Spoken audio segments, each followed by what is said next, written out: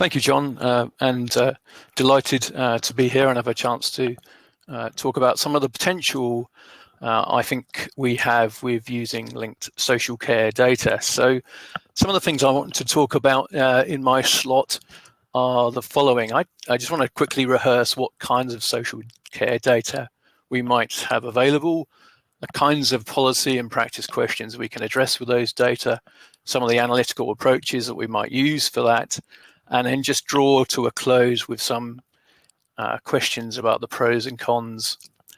So as we've heard from other speakers this morning, there are a range of social care data held by various organisations, and particularly local authorities, by providers, by regulators, and government and other agencies, and in particular NHS Digital, who we heard from earlier on. The sorts of data being held fall into three groups, I think, in the main. So we have quite a bit of data on people's use of services, broken down by the main types. So care homes, domiciliary care, daycare services, direct payments, and so on. We have quite a lot of information about those people using services who are publicly funded or local authority supported. Sadly, much less about self-payers' use of services. Second category is finance data. So again, particularly for publicly funded people, we know quite a lot about how much we spend on those services and the charges that people pay. There is also quite a bit of assessment data as well, so on the client's needs and their characteristics.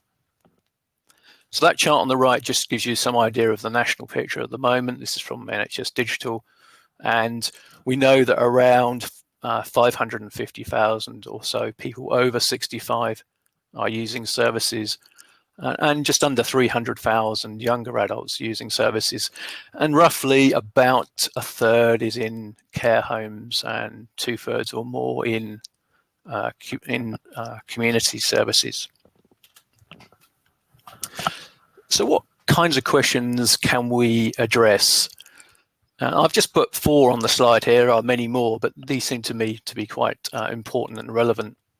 So the first sort of thing we could do is to try and identify those groups in the population who are at risk of needing social care or at high need. And if we know that, then that's very helpful information for, particularly for commissioners and for providers who want to be able to target their support and services on the people that most need them. A second set of analysis is about understanding some of the potential equity issues that we see in the system. So we know from the data that there's quite a lot of variation, for example, in service use between people across a region. Now, some of that might be entirely justified to reflect the characteristics of those individuals and where they live, but some of that variation may be unwarranted. And we can use these sorts of analysis to explore that question. Another set of analysis might be around trying to project what future needs or expenditure requirements services have. So to look forward and to try and anticipate and therefore plan what funding we might need, what services we might need to get into place. And individual level data sets can help a lot with those sorts of projections by allowing us to nuance our analysis for changes in those population characteristics and their eligibility. I think a final one, and something of particular interest for me, is around evaluation and the evaluation potential of using administrative and linked data sets. So I'll talk a bit about that now. So to do evaluation, well, the key to that is, of course, to try and establish the so-called counterfactual. So if someone is using a new intervention or a new service or a new way of working, what we'd like to be able to work out is what would have happened to that person had they not been using that new service. And if we can establish that, then we can compare and then with their current situation, their experience of using the service, and that gives us a sense of what the impact is. So thinking about ways in which we can do that with the data. So perhaps we've got an example whereby commissioners want to introduce a new way of working implemented in one part of their patch or region. And that might be, for example, a new reablement service. And they're interested in trying to understand what happens in terms of, say, reduced delayed transfers of care. And topical, given that Rich was talking about. It's almost like we planned it. So what sort of analysis can we do? Well, here, analysis of individual, linked and repeatedly collected data can be quite powerful in this regard and help us to establish what the causal impact of this policy might be. So individual level data, i.e. person or unit level, that would allow us to compare between those people getting the new service and those that are not. Linked data set. In this case, we're interested in flows of people between social care and hospital and vice versa. So linkage is really important in that respect. And repeated observation. Having repeated observation allows us to make comparisons of the trends in people's experiences before and after implementation of that new policy. So generally speaking, to establish counterfactuals, it's not really enough just to simply compare delayed transfer rates either before and after the intervention starts, or even between groups getting the intervention and not getting the intervention once it's implemented. Rather, it's much better to be able to do both. And in particular, what we'd like to be able to do is match the experience of people before implementation and then track differences between people getting services and not getting the new service after its implementation. And there are various analytical methods for doing that. I just want to talk about one, which is called synthetic control. So by way of an example, this is some work that we did on the Better Care Fund a little while ago. And in this case, we were comparing 150 different local authorities or health and wellbeing boards. And we wanted to see what the differences are between areas which were spending a lot on the Better Care Fund compared to areas which were spending less, expecting those areas that spend more to be doing better on delayed transfers. So in this approach, what happens is we select a set of areas which would, after implementation, be low spend, and we select that set so that they match the same profile of delayed transfers as those high spend areas. So on the graph, you can see both a dotted and solid line, and what we did in the analysis, the solid line are the high spending areas, the dotted line, the low spending areas.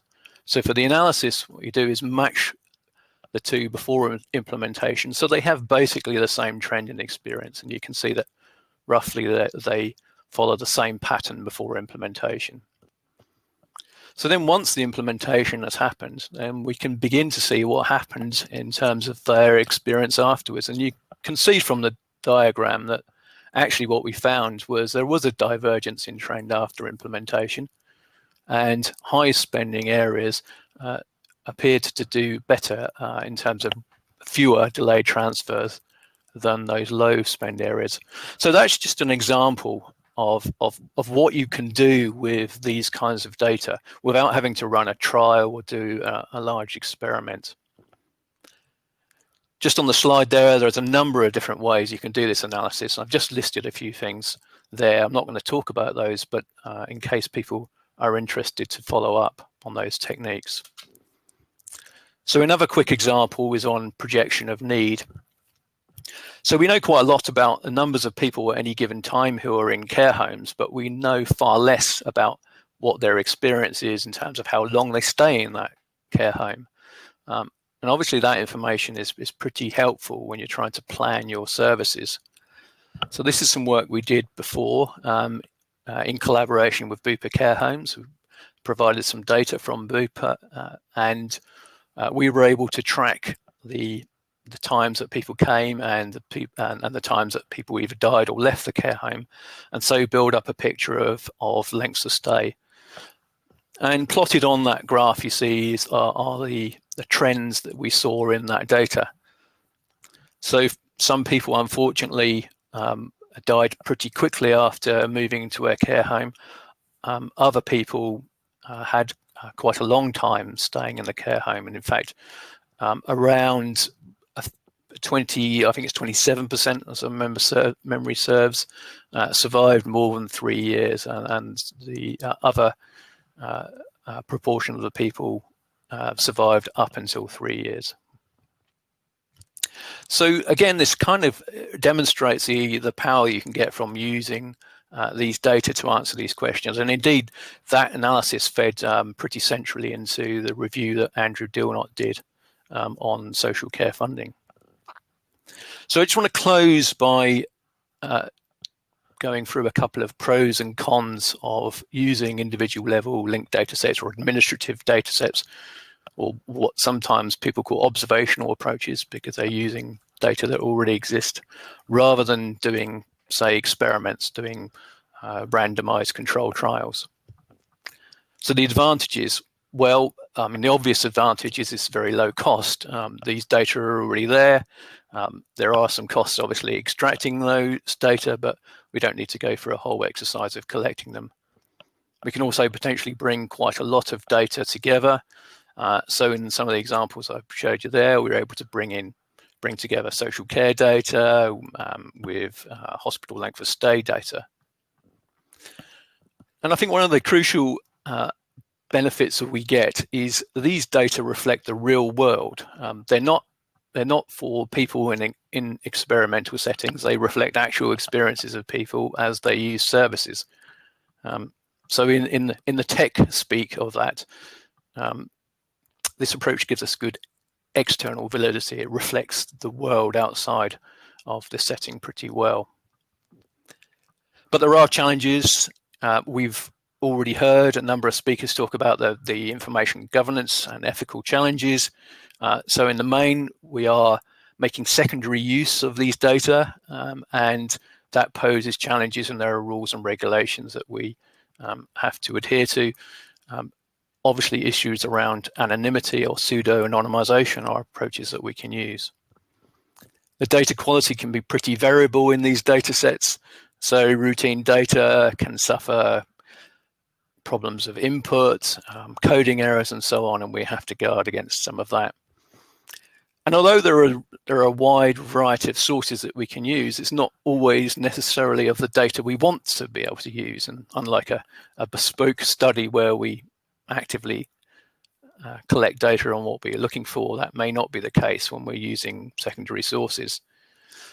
And I think a particular issue is there is relatively little data on client and patient outcomes in administrative data sets. It's changing a bit, but that's a real issue for us. Data can be commercially sensitive. I mean, providers are for social care in the main are private sector providers, so there are those issues to be considered.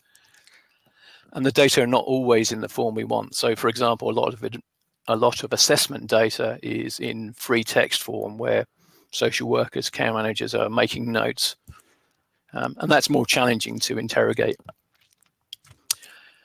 And there are issues in that we are trying to approximate this counterfactual experience. And in doing so, there will be error and bias in doing so. It's not going to be as good as designing a randomized control trial or doing some other experimental form for that purpose. And that is generally regarded as poor internal validity. So last slide, just to say, I think overall, despite the challenges, there's huge potential in using these data, particularly in an exploratory way to try and understand some of the problems that the service faces and to improve the way that we work.